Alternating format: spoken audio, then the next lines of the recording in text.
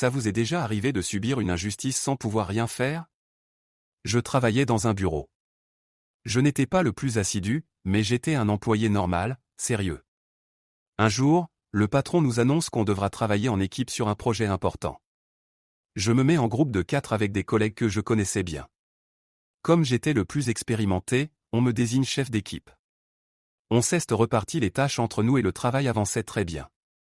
Quelques jours avant la fin, je suis allé voir où en étaient les autres groupes. C'est là que j'ai réalisé qu'un des groupes n'avait quasiment rien fait depuis le début. Je n'ai pas trop relevé car de notre côté, tout était prêt. Un jour avant la présentation, on se briefe entre nous, on n'est plus que prêt. Le jour J, on présente notre projet au patron. Il est impressionné. Mais je vois que quelque chose le dérange. Il nous demande qui est le chef d'équipe. Je lui dis que c'est moi. Il demande alors aux autres de sortir et me garde seul dans le bureau. Il commence par féliciter notre travail. Pendant un instant, je pense même à une promotion. Puis il change complètement de ton. Il m'explique qu'il a certaines obligations et qu'il n'a pas vraiment le choix. Je lui demande ce qu'il veut dire. Il m'annonce que notre travail va être attribué à un autre groupe. Celui qui n'avait presque rien fait.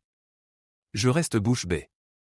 Il m'explique que l'un des membres du groupe est lié au chef de l'entreprise et que contester pourrait me coûter mon poste. Voire pire. Je l'annonce à mon équipe. On comprend tous qu'on ne peut rien faire, au risque de tout perdre.